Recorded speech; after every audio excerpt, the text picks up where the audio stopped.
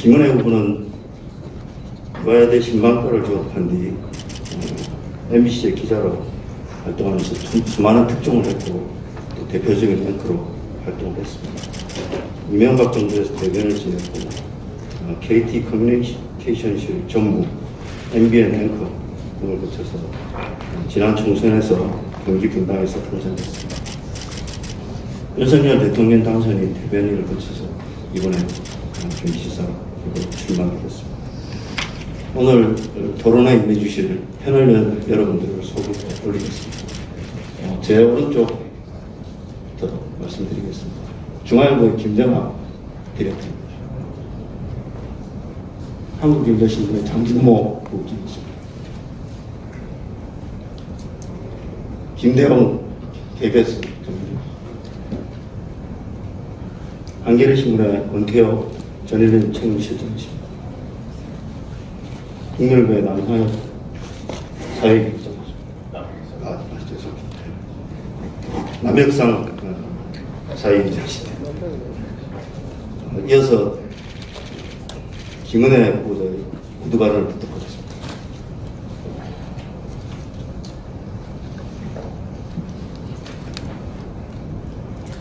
네.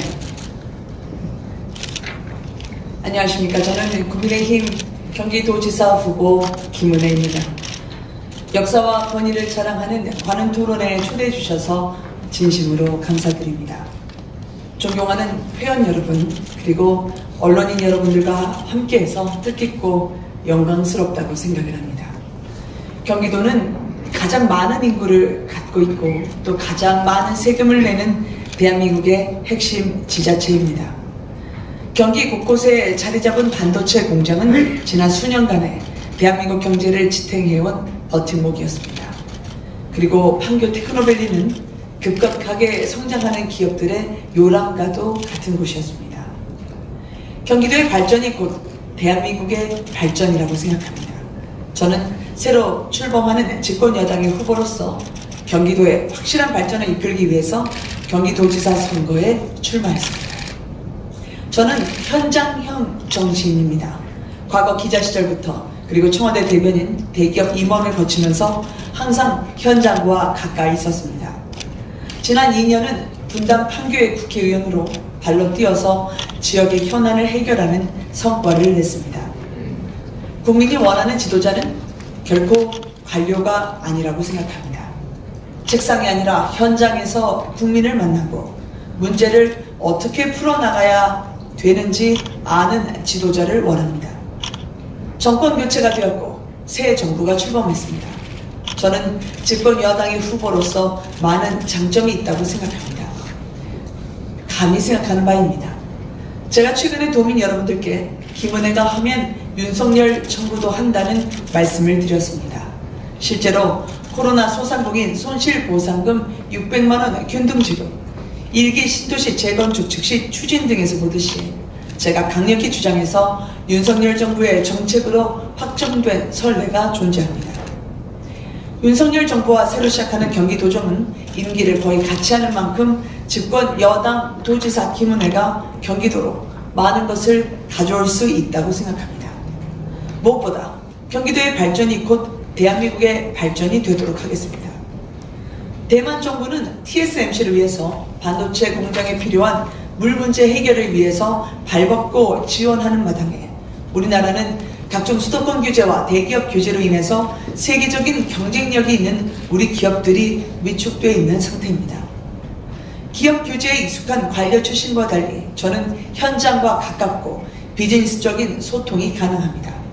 당장 경기 북부의 소외 문제에서도 저는 선거공학적인 사고로 경기 남북도의 분도부터 주장하기보다는 대규모 반도체 기업 유치로 파주와 같은 기업 도시를 여러 개 만드는 것이 근본적인 해결책이라고 생각합니다. 반도체 산업에 특히 전력과 공업 용수가 중요한데 이 문제를 경기도가 앞장서서 해결하고 기업이 메리트를 느낄 수 있게 하겠습니다. 그리고 경기도민에게 가장 와닿는 문제는 결국 부동산과 교통입니다. 1기 신도시 재건축과 경기 곳곳의 구도심 재개발을 동시에 이뤄내겠습니다. 윤석열 정부의 부동산 정책에 있어서 경기도가 중심에 있도록 집권 여당 출신 도지사가 챙기겠습니다. 또한 민주당 정부의 부동산 정책 실패에 따른 도민들의 부담을 덜어주기 위해 공약한 서민 1가구 1주택 재산세 100% 면제도 시군 당선자와 함께 시행하겠습니다. 교통 문제도 결국 중앙정부와의 호흡이 관건입니다. 말로만 GTX 연장, 조기 완공을 외치는 것이 아니라 국토부, 서울시 등과 원팀이 돼서 결과물을 만들겠습니다. 저 김은혜는 여성이지만 한 번도 여성 정치인을 강조한 적이 없습니다. 공정하게 경쟁해서 국민의힘이 후보가 됐습니다. 초선 의원 출신이자 현장 출신인 제가 이전 정부의 경제사령탑 관계없이 대한민국 최초의 여성 광역단체장이 된다면 그것만으로도 정치혁신에 큰 의미가 있다고 생각합니다. 실력으로 공정하게 경쟁해서 승리해 보이겠습니다. 경기도민과의 신의를 저버리고 인천으로 가버리신 이재명 전 도지사와는 달리 저 김은혜는 도지사 자리를 정치적 발판으로 삼지 않고 젊은 후보로서 경기도와 미래를 함께하겠다는 말씀을 드립니다. 윤석열 대통령 그리고 안철수 성남 분당갑 후보와 함께 경기도의 발전, 대한민국의 발전을 이끌어내겠습니다. 또 무엇보다 먼저 많은 선배 원로 언론인 분들께서 이 자리에 함께 계십니다. 그리고 제 곁에는 대한민국 언론의 자유를 이끌고 있는 선배 동료 분들이 계십니다. 오늘 관훈 토론에서 많은 가르침을 얻어가겠습니다. 감사합니다.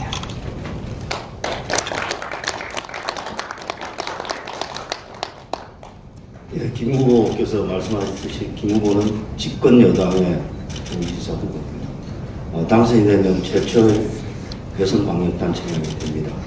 그리고 이 정부 출범에 상당한 역할을 했습니다. 그리고 초반에 말씀하셨듯이 경기도지사는 어떤 의미에서는 정치적 지도자를 갖는 자리입니다. 그런 의미에서 저희 첫 직무는 정치 분야로 시작합니다. 먼저 김정 예, 시작이라 가벼운 질문 먼저 하나 드리겠습니다. 김 후보님은 방송사 앵커, 청와대 대변인, KT 전무, 그리고 국회의원까지 다양한 활동 경력이 있는데 대체로 별 실패나 좌절 없이 성공적인 커리어를 계속 쌓으신 것 같은데요. 이렇게 계속 여러 분야에서 승승장구하신 특별한 노하우나 원칙 같은 게 있으신지요?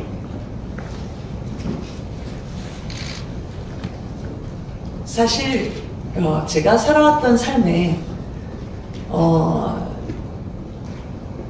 제 스스로 반추하면서 이것이 성공이냐 실패냐라고 하는 것을 되돌아본 적은 없었던 것 같습니다.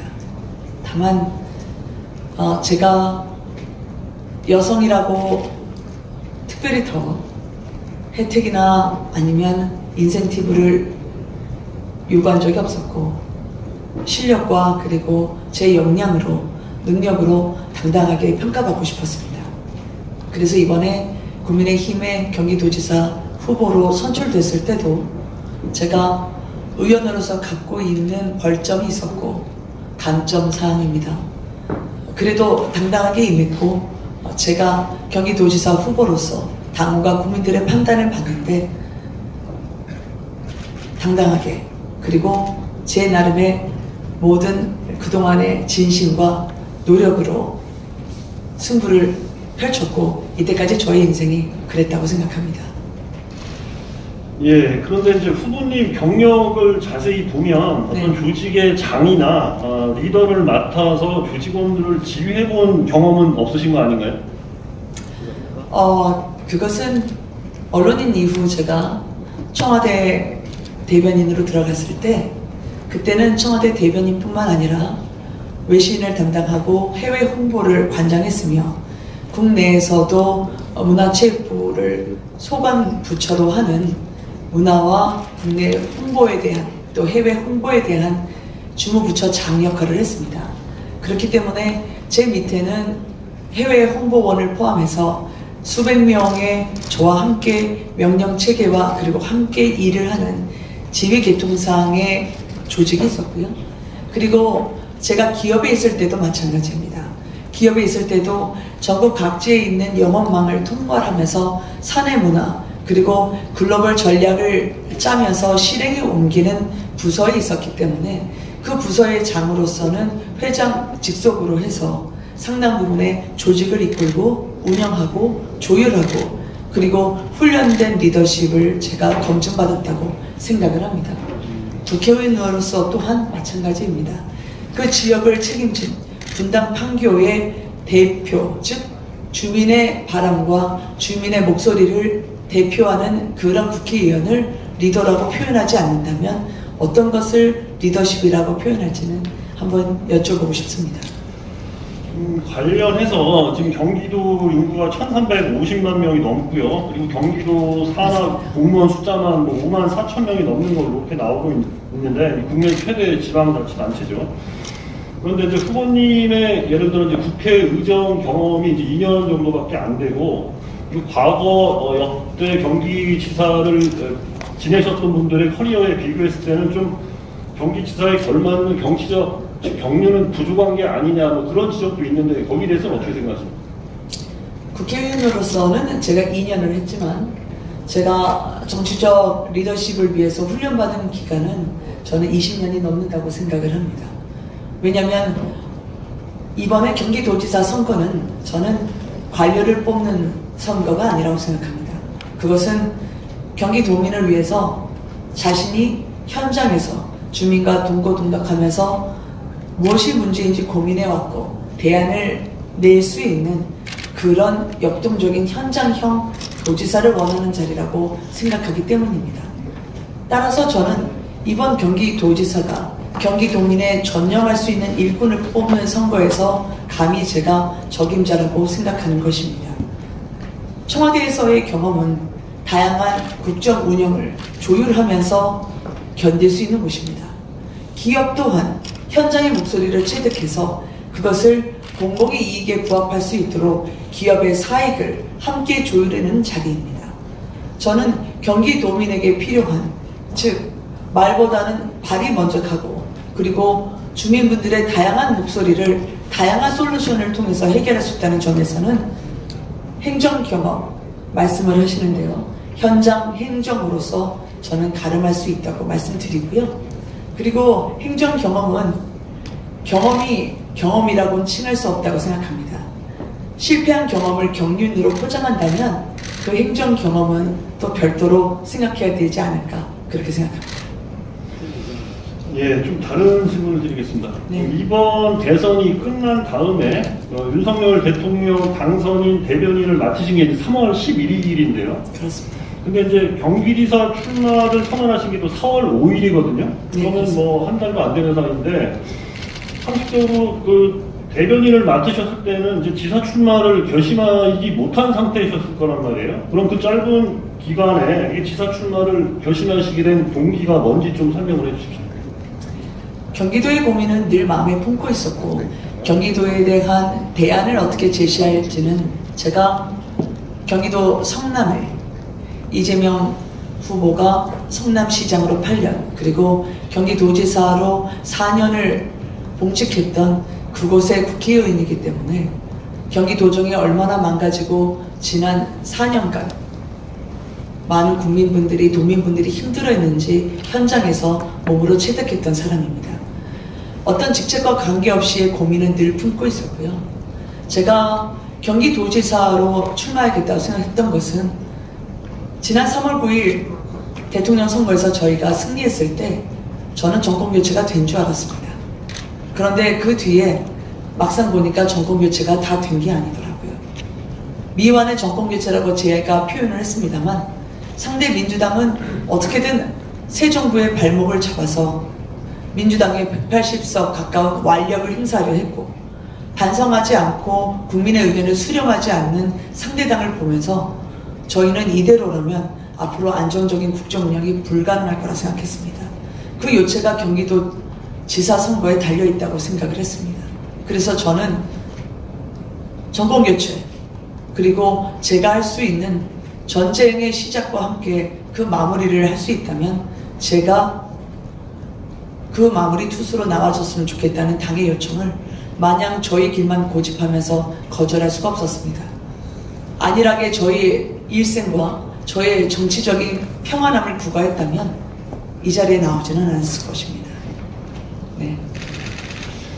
루머인지는 모르겠습니다만 그 윤석열 당선인이 사적인 모임 자리에서 이제 당시 김은혜 대변인에게 경기지사 출마를 뭐 공고했다 뭐 그런 얘기도 들리던데요. 실제로 윤석열 당시 당선인으로부터 지사 출마를 뭐 지시받거나 권고 받으신 그런 경험 있으신가요? 그런 적은 없고요. 제가 경기도지사를 출마를 결심하고 나서 말씀을 드린 적은 있습니다. 전에는 없으시다. 그럼요. 그 관련해서 이번에 그 경기지사 경선 때 그 경기 지역 당협위원장 59명 중 53명이 이제 김 후보 지지를 선언했는데 네. 이게 뭐다 윤심이 움직인 당쟁 아니냐 뭐 그런 지적도 있습니다. 어떻게 생각하시나요? 당협위원장님들이 저를 지지를 하셨던 건 저는 당협위원장님들이 누군가의 지시에 따라 움직이신다고 그런 평가를 받는다면 상당히 섭섭해 하실 것 같습니다. 사실 저희가 이번에 경기도지사 선거에서 반드시 필승해야 된다라는 그런 마음은 과연 어떤 후보를 뽑아야 본선 경쟁력이 있을 것인가 그 부분만이 경선에서 주안점이었을 거라 생각합니다. 제가 그 당시에 여론조사에서 경쟁력이 있다라는 결과가 몇 차례 나온 적이 있었고 오로지 본선 경쟁력, 그로 인한 저희 국민의힘 새 정부의 힘있는 추진력을 뒷받침할 수 있는 후보가 누구인지 그 부분을 보아주셨다고 저는 생각합니다.